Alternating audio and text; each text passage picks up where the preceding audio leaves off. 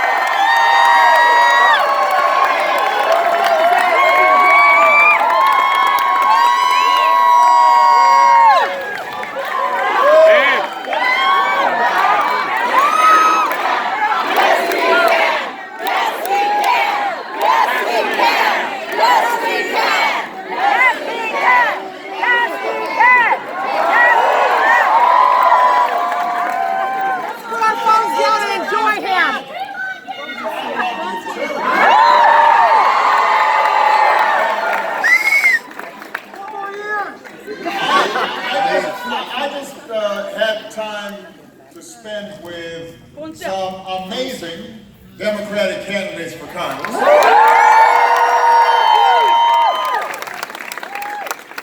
You're going to hear more about each of them in a minute. Phones down. From some of the people that they're running to represent. They're going to testify to how wonderful these candidates are.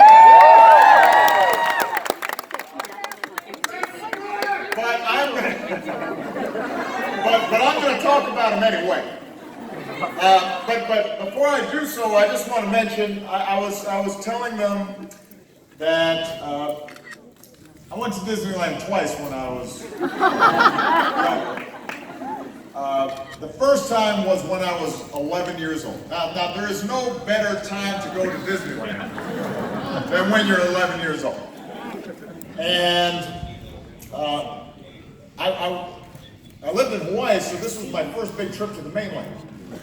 And I was with my grandmother, who at that point her health was starting to fail a little bit and her eyesight was starting to go. I was with my mom and I was with my baby sister who was 2 years old. And we traveled from Seattle all the way down to Anaheim and then cut across to Arizona and looped up. It was an amazing trip. Went to Yellowstone. But Disneyland was the highlight. Yeah. And I went and did all the bare necessity thing, Small World, the Matterhorn. I mean, it was the bomb. Second time, I was in college. And I was going to Occidental College between Eagle Rock and Pasadena. And we came down here not to go to the Matterhorn or to do Pirates of the Caribbean, but to see Kool and the Gang. So I'm dating myself a little bit. Those of you who were not born yet when Kool and the Gang was popular, check it out. Katie Hill for Congress. So we came down, me and a bunch of friends. After the concert, because we were teenagers, you could still kind of hang out in the park, and so we went into the gondolas. And I'm ashamed to say this, so close your ears, young people, but a few of us were smoking.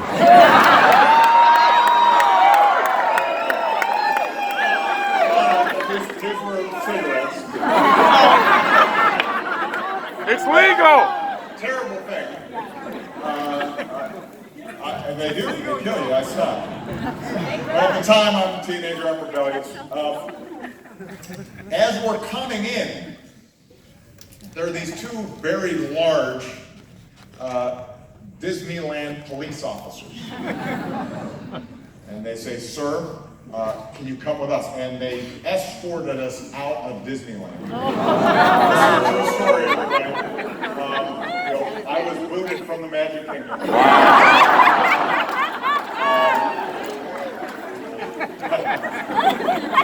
But what I remember about it was, at the end, they said, You're going to have to leave, sir, for breaking the rules of the Magic Kingdom, but you are welcome to come back anytime. Anyway, those are my memories of Disney. I was just to give you a little context for my appearance here today. I do. I love you too.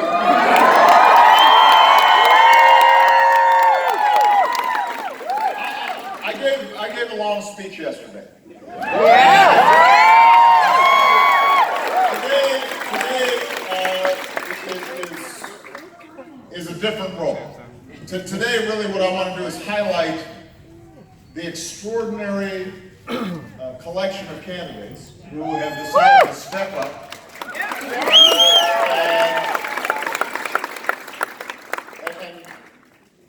and bring out the best in our country.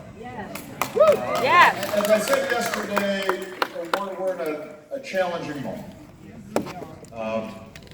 because when you look at the arc of American history, there's always been a push and pull between those who want to go forward and those who want to look back, between those who want to divide and those who are seeking to bring people together, between those who promote a politics of hope and those who exploit politics of fear. And there are times, I think, where we see enormous changes taking place. Economic changes, technological changes, demographic changes. And people feel unsettled. People feel scared.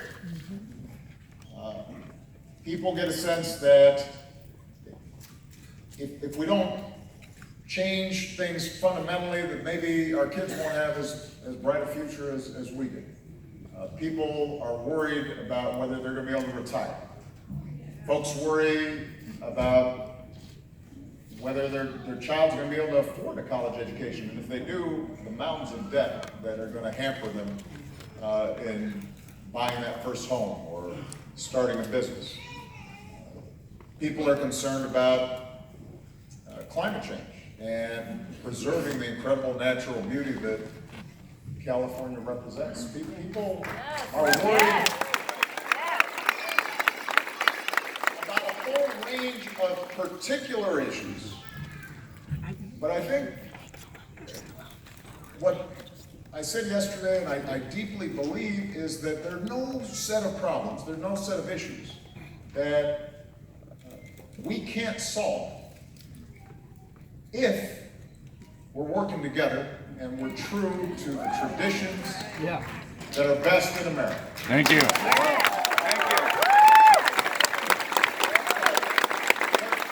problem is that during these times of uncertainty, it's always tempting for politicians, for their own gain, and for people in power to try to see if they can divide people, scapegoat folks, turn them on each other. Because when that happens, you get gridlock and government doesn't work, and people get cynical and they decide not to participate. And when people don't participate, then that vacuum is filled by lobbyists and special interests, and we get into a downward spiral where people get more and more discouraged and they think nothing's going to make a difference. And that, unfortunately, has been a spiral that we've been on for the last couple of years.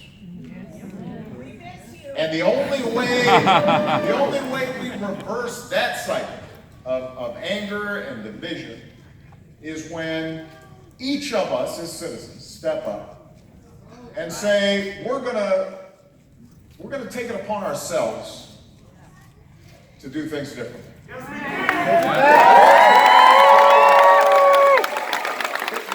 gonna fight for the things that we believe in. Thank you.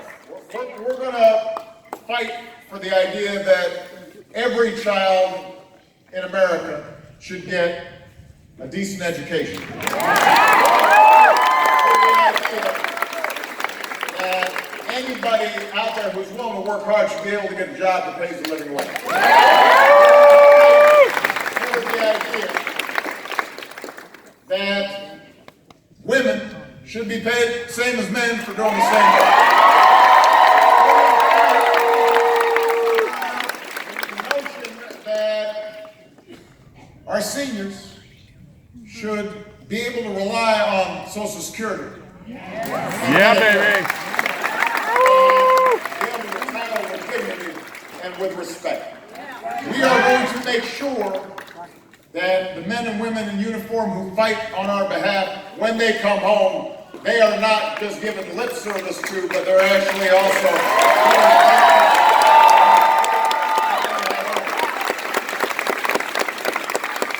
we're going to fight for the notion that we're all in this together. And that what makes America exceptional and unique is that from all around the world, people, our grandparents, our great-grandparents, generations ago, or in some cases fairly recently, came here because they believed in a certain set of ideas. We hold these truths to be self-evident. All of us created equal, endowed by our Creator with certain inalienable rights. What that means is that we are bound not by bloodlines, not by what we look like, not by the way that we practice our faith, not by our last names, not by our sexual orientation. We are bound by a set of ideas. Thank you.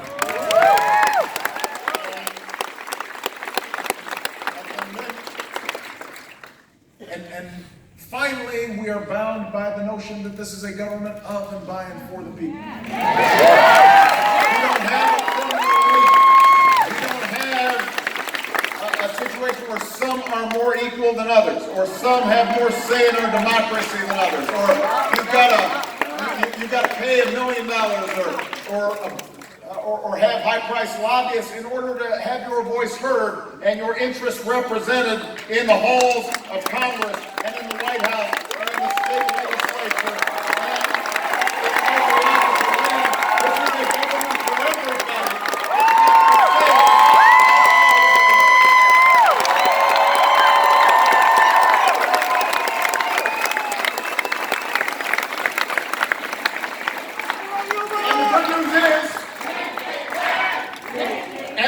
And the good news is that we've got candidates who represent those values. They're stepped up. They're fired up. They're ready to go. I'm just going to talk about them a little bit here.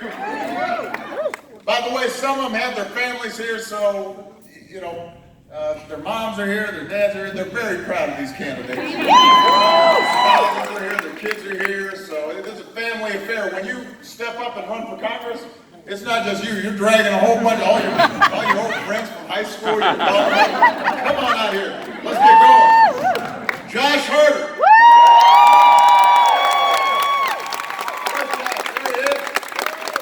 Josh went to public school, worked his way through college and business school, spent his career helping entrepreneurs create new jobs here in California. He's young, he's dynamic. He's got some corny jokes that I really like. First time I met him, he says, I work harder. And keep on using that. TJ Cox is running in the Central Valley. Started 2 companies of his own, works to bring opportunity to neighborhoods where Wall Street and big banks don't go, don't invest. He's investing, he's creating jobs. That's why we need to send him to Congress. Josh and TJ may be running in different districts, but they're running for the same reasons. Make sure every Central Valley kid has the same kind of opportunities that they have. Then we got Gil Cisneros. Wanting to make sure our kids can access the same kinds of country and the Navy, the United States Navy gave him.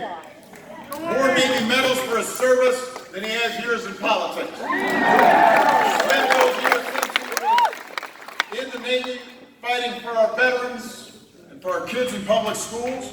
And I should add that he worked with Michelle on her Reach Higher initiative to help more kids access higher education. We could not be prouder of him.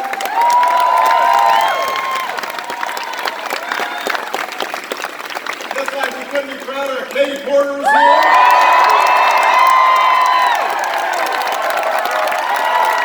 Spent more than 20 years as a consumer protection attorney. That means she was fighting for you. 20 years standing up to the powerful special interests and instead working on behalf of California families.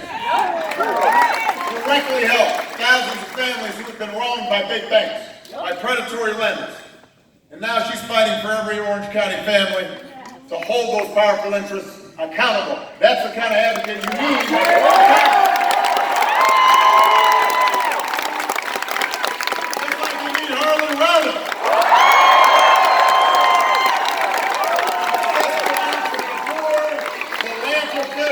Helping all sorts of companies start up and grow and create opportunity. He's not running for Congress just to be in Congress. He's already been successful. He knows that when you go to Congress, you better be less concerned about being there and more concerned about what you're going to do on behalf of the people who sent you. He's going to use that seat to advance the interests of all the people of the 48th Congressional District.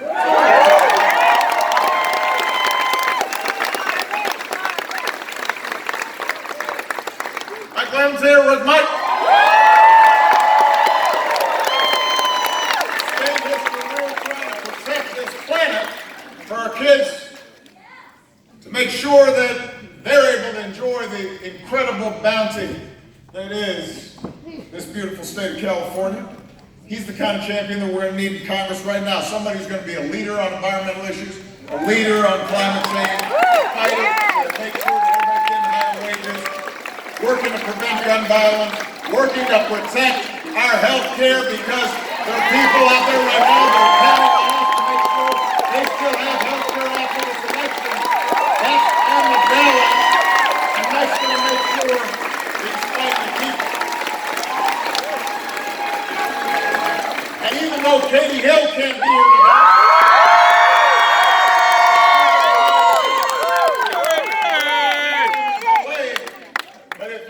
community, you already know Katie. A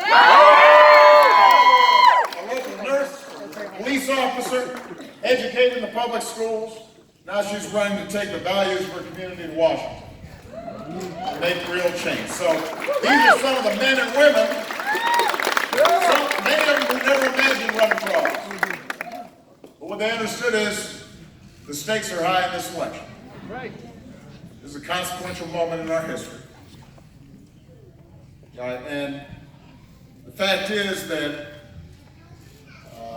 if we don't step up, things can't get worse. Where there's a vacuum in our democracy, when we are not participating, we're not paying attention, when we're not stepping up, other voices fill the void. But the good news is in 2 months, we have a chance to restore some sanity in our politics.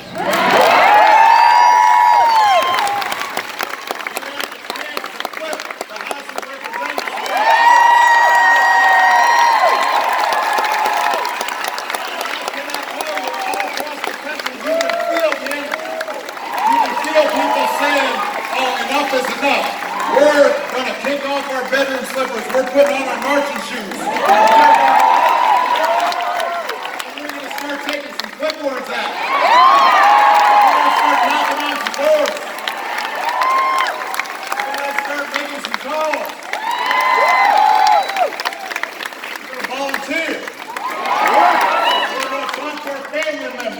We're going to talk to folks who've been sitting on the couch getting a little lazy when it comes to their responsibilities and duties as citizens. And by the way, we're reaching out not just to true blue, die-hard Democrats,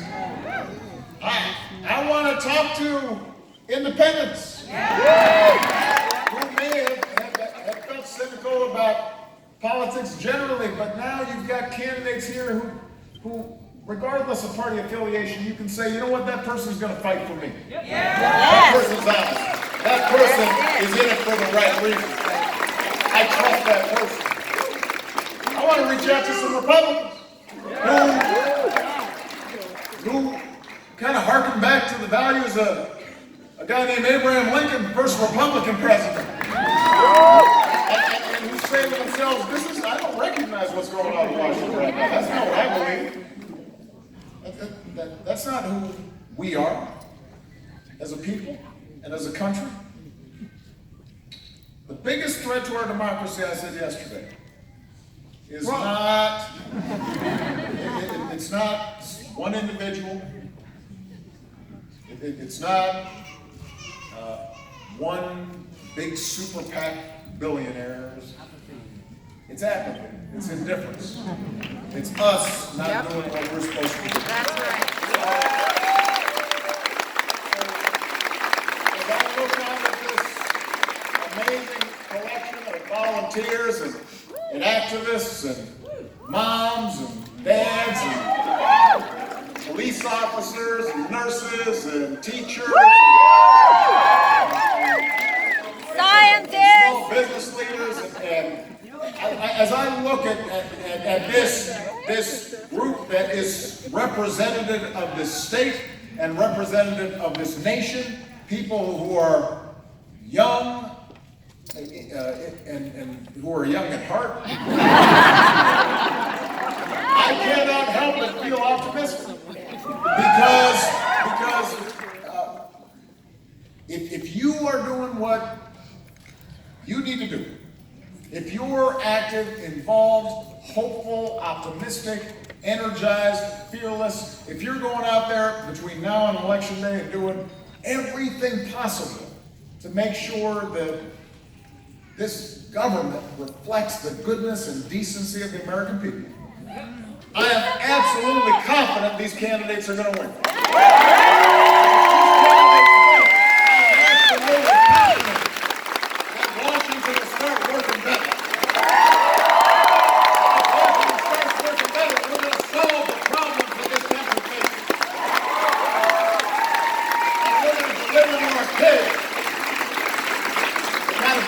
That they deserve.